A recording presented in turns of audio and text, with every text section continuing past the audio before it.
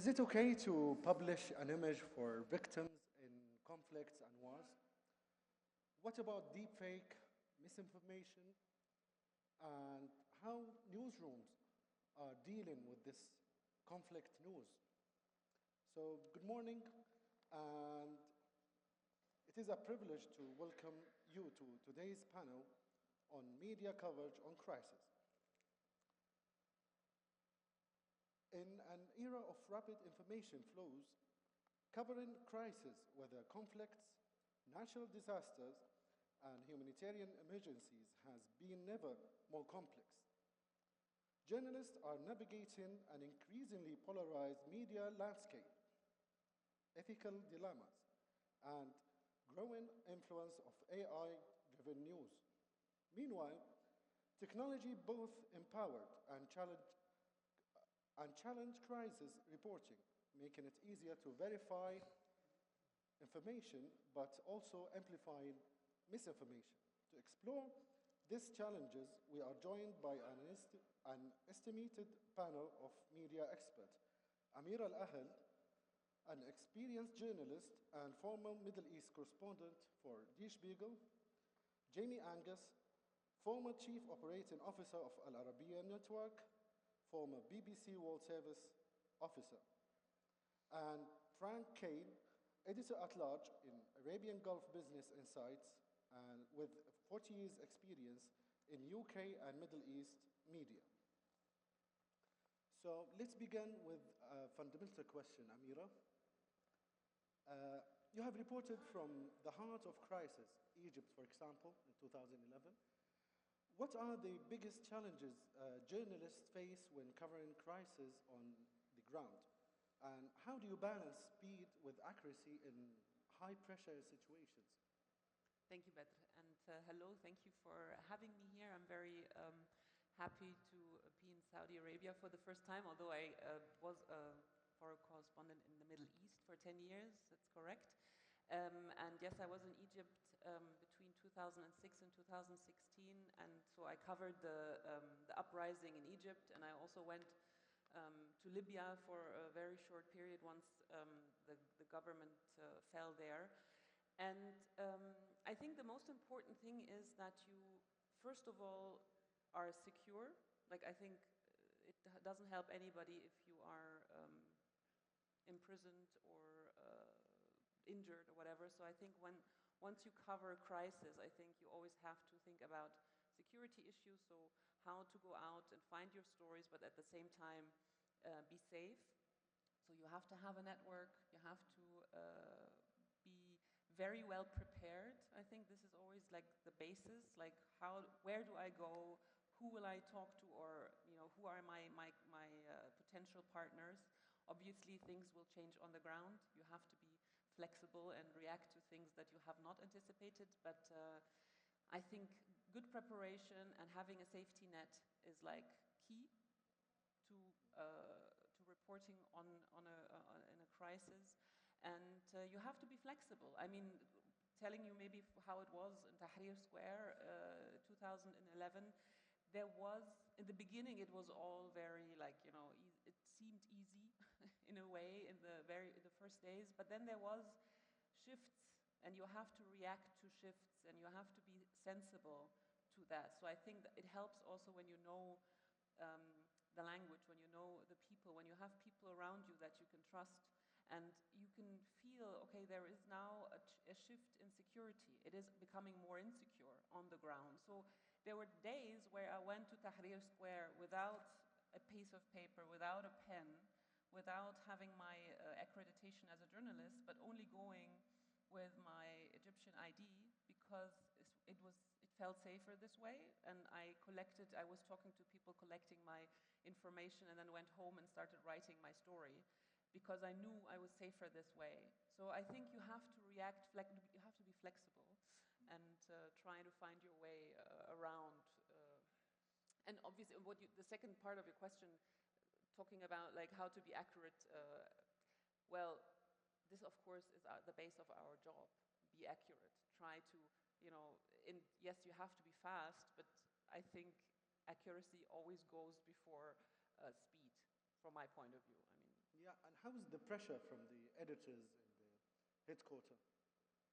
Well, thank God it's been a long time that I've been in this, in this situation. But yes, you have to be fast, obviously, and you have deadlines. I mean, I was writing for newspapers. There is a deadline to when I have to have my piece in. So you have to balance speed with accuracy. And if I cannot verify something, then I cannot write it. Like for me, my first goal is to be accurate and to have a good story, but it has to be based on facts. If I don't have a fact correct, then I will not publish it. And I mean, in the very beginning of the uprising in Egypt, for the first, I cannot remember, maybe 2, 3, 4 days, we didn't have internet, and we didn't have telephone, and we had to bring our story somewhere. I had to bring it to Germany. So there was only one place we could go. I found out that the Marriott Hotel had a fax machine.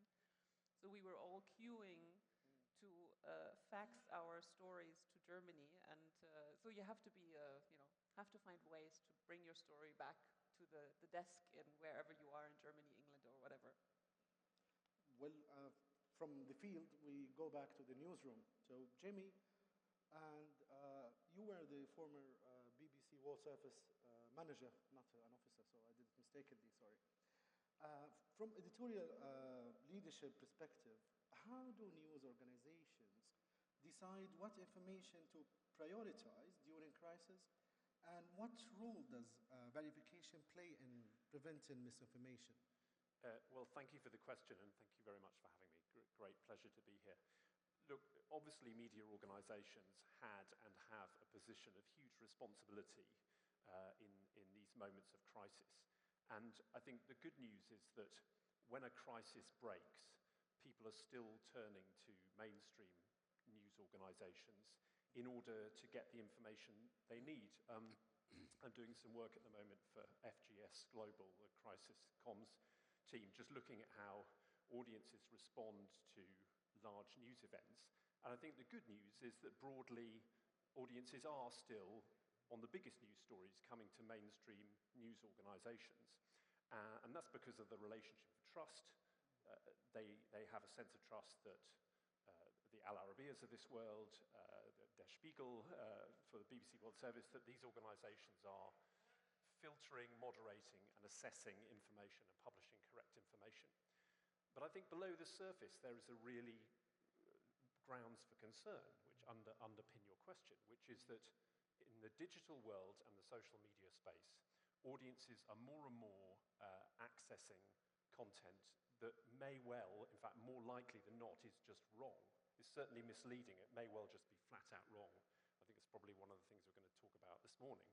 And news organizations are one of the few remaining sets of institutions that have the ability to, as you say, verify and fact check at scale. When I was in the World Service, when I was the World Service Director, I would say that the BBC was one of the very few remaining global organizations that could do that verification and fact-checking at scale. And actually, since I've left the BBC, they've started this BBC Verify brand, which specifically seeks to kind of lift the curtain for the audience and show the audience how a news organization checks its facts. And I think that's really, really important in a world where people are starting to feel that it doesn't really matter where they get their information from. It doesn't really matter whether it's true or not. It's all about a kind of vibe. And that's a really dangerous and difficult world for news organizations and broadcasters to be operating in. So I think you're right. It's absolutely essential that those of us still working in large news organizations continually prepared to argue for the value of what we're doing in a crisis so that audience can get that trusted information that they might otherwise be accessing it entirely incorrect. Wonderful.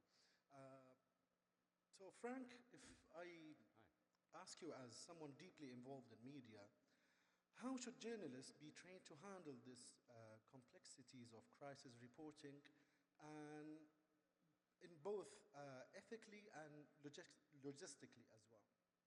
Well, thanks, Badr. I must say, first of all, it's a real pleasure to be here for the second year running. I was here last year, and I wrote a column saying how impressed I was with the event, and I admired Saudi Arabia's swagger and bravado in the media industry.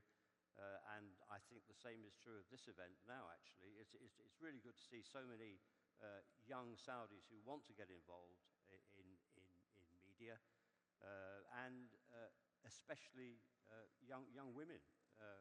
So I think that's really commendable, and I'm pleased to be here again. But to go to your question about it, yes, of course, crisis puts huge strains on media, on journalists. They say that journalism is the first rough draft of history, but they also say that truth is the first casualty of war.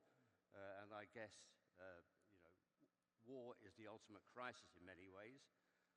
Although, of course, media has a responsibility to report other kinds of crises, environmental crises, economic and financial crises, and we as journalists have a responsibility to report these accurately, and to make sure that nothing that we do, nothing that we report, inflames the crisis, because there are very real costs to how journalists operate in crisis. 2024, for example, saw the highest number of media casualties in war in history. So we all have to be very aware of how we approach this. And as Jamie said, verification is really a huge responsibility for all of us. And as Amira said, I think it's probably better to be second and be right than to be first and be wrong. So, that's a very big thing indeed. I know that we will talk later about AI, but we should point out that AI itself, can actually provoke crisis on its own. We saw 3 weeks ago or so, when DeepSeek was launched and took the world of AI by storm, we had the beginnings of a financial crash on Wall Street that was caused by AI. And if you let me, I must just tell you a little story.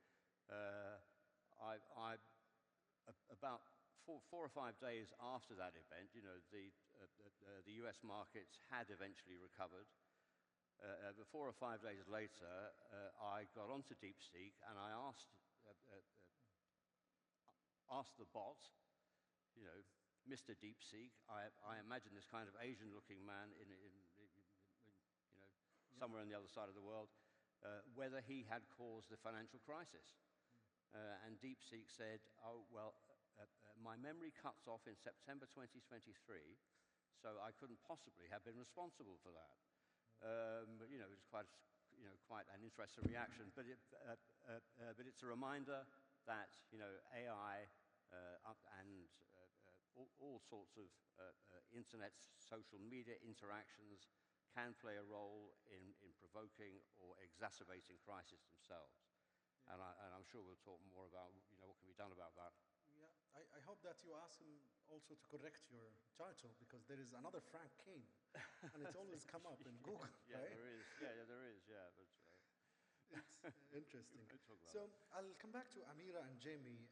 Crisis reporting often involve traumatic image and sensitive information sometimes, and I'm sure that thousands of times in newsrooms there is this debate. We were talking, Jimmy and I, in the morning about whether have we just published the picture and the image as it is to show the public what is happening, or sometimes we have this responsibility of the dignity of victims who they might, or their loved ones, they don't like to see them like that. It's a big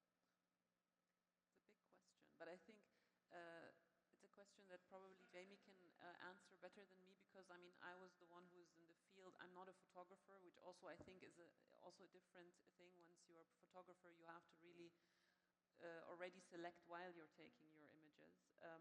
But so I'm a writer. I would write my stories. I didn't really have to think too much about the images that then the editorial board would choose for the stories.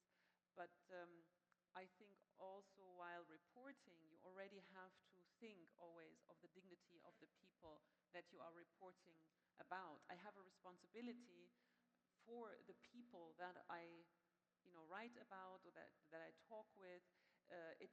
I think it starts with security also. Like, I have a responsibility not just to be safe myself, but also to make my sources be, safe and secure. And I should never jeopardize their security for my story. That definitely, my ethos, my journalistic, ethics say this is definitely a line I should not cross. So my safety and their safety and security comes first, and that goes also, hand in hand, I think, with the images that you choose. But I think images are chosen mainly in the desks, back home. So I think Jamie probably can talk more about that. Try that one. Yeah. Try that one.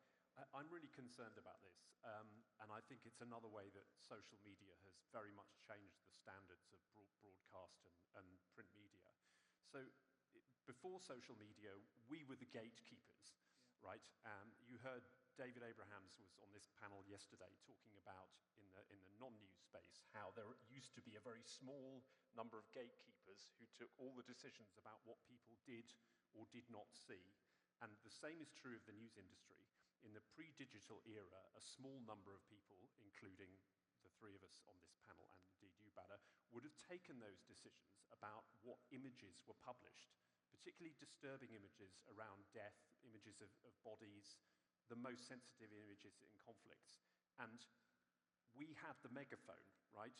The media were the megaphone, and we had complete control over what people did and didn't see. And broadly, we exercised those responsibilities in good faith. We tried to take decisions that balanced the need not to sanitize the reality of wars, but also that respected certain editorial standards.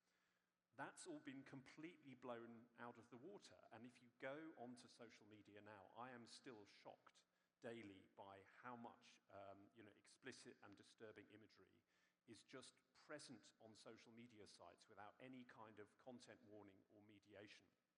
And it's absolutely true that that has shifted the conversation, because you now find audiences saying, well, hang on, I don't trust the media anymore because the media are hiding things from me, and they are hiding things that I can see on my phone. And that is a really big challenge for us in this industry, and it shows the way that what is happening in this kind of uncontrolled space is starting to drag standards in mainstream media in a direction that we might not want to go. We feel we should be very, very careful about showing images, for example, of bodies. But at the same time, our audience are saying, why are you hiding this information from us? And it's part of the way in which that relationship of trust between media organizations and their audiences is starting to come under real strain in the digital era. Yeah, and I think it's not only about images. Maybe Amira would, maybe you would like face this type of stories where you have to talk to victims' families, for example, the loved ones, they just died or something. The way how you talk to them, the way how you ask them to publish the information about their kids, their families. How did you deal with it? I don't think I ever had to talk to somebody who lost a loved one. I can't remember, but any story where there's sensitive issues, I mean, you have to be sensitive to their feelings. And I think empathy is one of the biggest things you have to bring into this job. I think if you don't have empathy for the people you talk to, for the stories you are dealing with, then I don't know if you're wrong in that job, but you're dealing with people all the time. It's a people's job. You go out there and you meet people all the time. You should have some kind of empathy and be able to approach people in the right way. And I think, yes, you have to be very sensitive, and you have to always put yourself in their shoes. Try at least. Obviously, I'm coming from a very privileged situation. I know, in most cases I go to people, they have a completely different life than I have.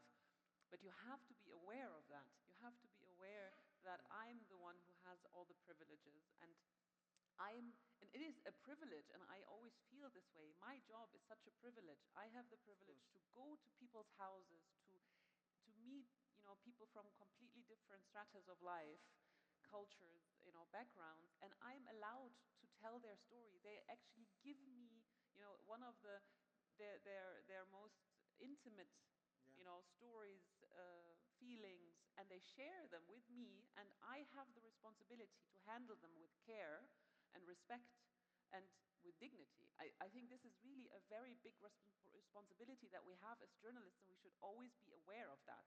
And I think it starts talking with people with respect, and not coming from, I don't know, a very high, point, say, I'm the big, I don't know who. No, you allowed me to come into your life. You allowed me to come into your home. I have to be respectful to this. And I think that's where it starts, and then goes, the next step is where what Jamie was saying, about what pictures, what images can I use, because this is all a form of respect. We are human beings. We are, dealing with each other, and we should do it in a respectful way. So I think this is the basis of our job.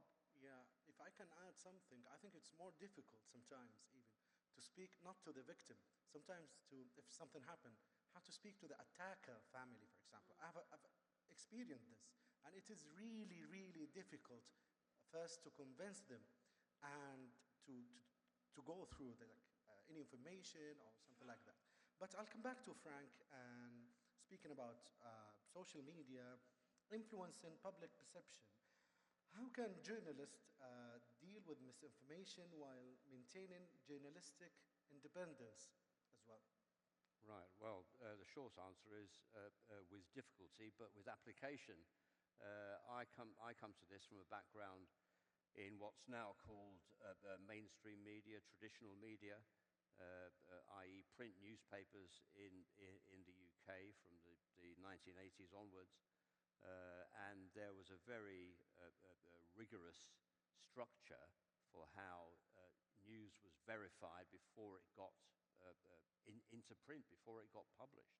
It went through reporters, sub-editors, news editors, editors-in-chief. It was a very strict process. This was long before the days of citizen journalism, which in many ways is a good thing. It increases the number of sources that you have, the overall potential for news gathering. It gives you direct access to witnesses on the spot. But at the same time, I think it's the next phase in the modern media process where it goes wrong. Because it is not edited or curated after the citizen journalism phase. It's simply splashed on the internet. And as Jamie said, that often means that it can be wrong. So I think we need to reapply some of the old techniques of news verification, which were there in my day, he said, like an old man. But they were, and it worked. And organizations like the BBC, who still have these processes, and other mainstream news organizations, I could reel off a long list of names here. But I think that you can trust them, despite the fact that trust all round in mainstream media has declined. I still think I would trust mainstream media to get things right any time over most of the modern social media websites that seem to produce lots of distortions, fakes, inaccuracies. I think in many ways we need to go back to how it was and reimpose some of those kind of structures. Yeah, I think we faced this during COVID. During COVID, people they don't listen to anyone on Twitter or Facebook, right? They just go to the mainstream media to get the instructions, to double-check the information and to read about the vaccine, even if they are not convinced to do it. So I would like to go to another section of our conversation, and it is technology. And when we say technology, I think we overuse the AI, but we have another stuff to talk about in technology, right? So for Jamie and Frank, I think technology is changing how crises are covered, right? From AI-generated news to deepfake risk, and how media organizations ensure responsible AI use, for example, while maintaining journalistic integrity. Yeah, this is a huge question and a huge area. I mean, just a couple of thoughts.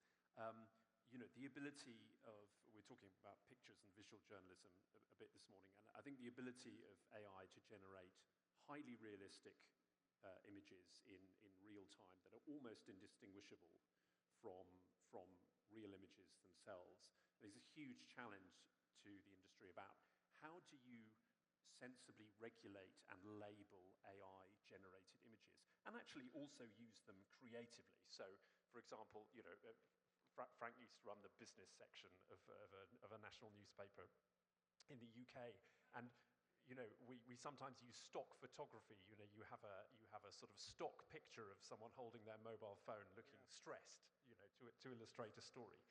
Now, if you use an AI-generated image instead of a stock photo, is that any worse ethically? I'm not sure that it is, but I think that there needs to be labeling, there needs to be a kind of understanding amongst the audience in terms of media literacy, that not every image you see may actually be real. It might be a representation generated by AI, and how you label that. And of course, that can help audiences understand complex stories where there aren't visual images easily available. I mean, that's how stock photography began back in the pre-digital era. So that's just one stupid example. But even as a media literate, supposedly an industry insider and a media literate person, I still find myself being fooled. Can I admit on the panel that I sometimes get fooled? When you're half asleep and you see, I saw the picture of you might remember this, the Pope wearing a Balenciaga jacket, right? Yeah. And I think I was half asleep, but I kind of thought, wow, that's really surprised me. And so even those of us who work in the industry are really, really struggling with this, and we need to have codes and language to describe it and to share that with the audience, I think, Frank. Yeah, I would go along with that 100%, Jamie. And look, there is no putting this genie back in the bottle, is there?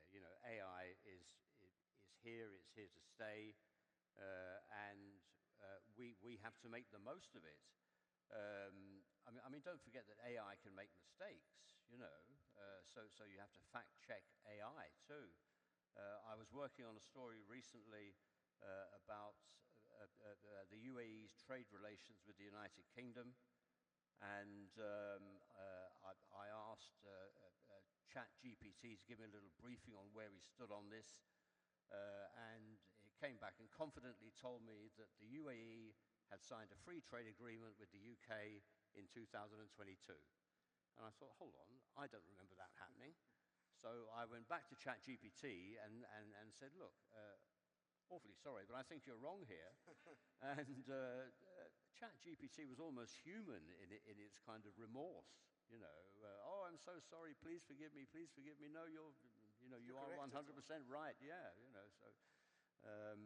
So it can be authentically humble as well when it wants to be.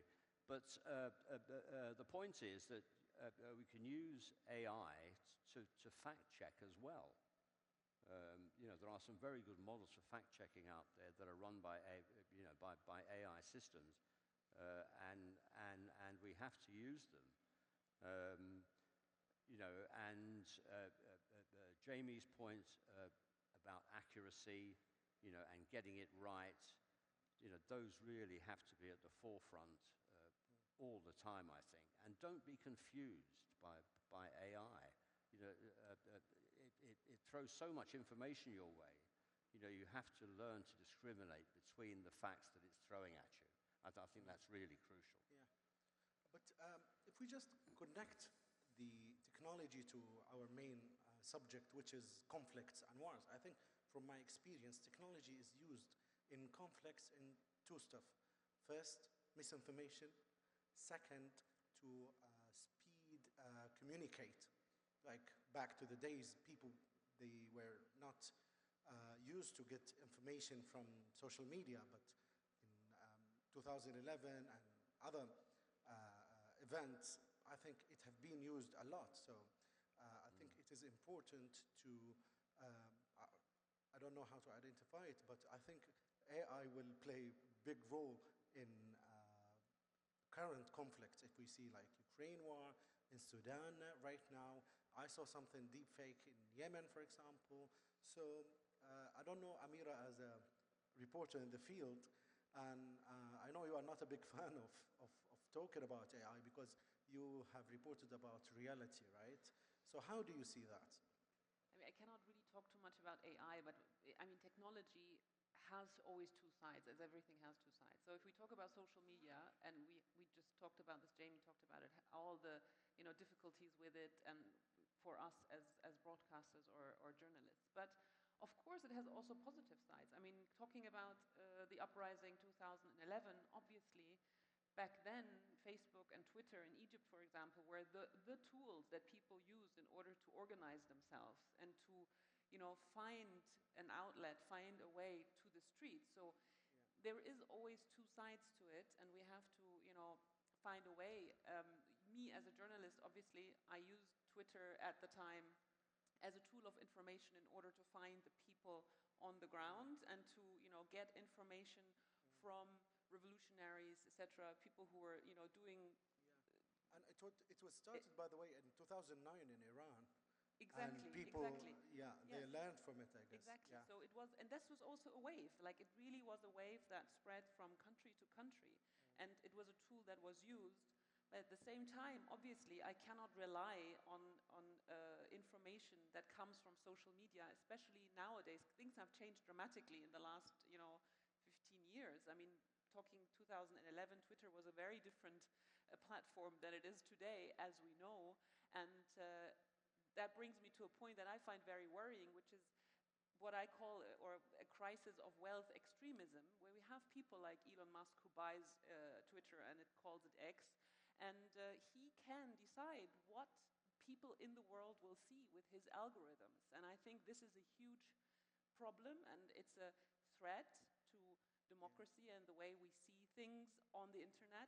And I think it is something that we as journalists have to be very aware of and tackle, because our job as media is to try to dissect the complex realities on the ground, and I don't think that social media really does that or can do this. This is our job. We have to try to lay out the complexities of reality. Yeah, and at the same time, there's huge numbers of people who believes this is a support for free speech, and the whole changes happen. So I think it's debatable, and Frank has something to say. Of course, it's debatable. Sorry, Frank. Yeah, that's all right. Yeah, just to say, why isn't this on? To say, I'm really surprised if serious journalists anymore take Twitter as a news source, as a source of factual information. I mean, it certainly is a source of views. If you want to know what Elon Musk thinks, okay, go straight to Twitter. I haven't used it since he took it over 18 months ago. I cancelled my account, and I just think it's completely muddying the waters and throwing out disinformation all the time. I don't really think we can take it seriously as a news function anymore. I think that's part of the problem, isn't it? That we, even if us as individuals, Frank, we avoid Twitter or don't use it as a source, I think for good reasons. But the fact is that traditionally, I was talking about gatekeepers, traditionally the media would decide what is a story and what is not a story. And Amir is absolutely right that one of the most important things about Twitter now is that the person who owns it gets to decide what is a story in Germany. I mean, if you look at Elon Musk's activism about the AfD in Germany, or about the riots in the United Kingdom, this is somebody who has the most powerful megaphone in the world and happens to be the world's richest man. He is the person who effectively sets running orders for mainstream news organizations in countries like Germany or the United Kingdom, and of course the United States. And I think that is not going to change. That change is now here to stay, and it is very difficult for traditional media organizations to respond quickly enough to the nature of that change. So we moved from the conflict to the technology conflicts now. But yeah,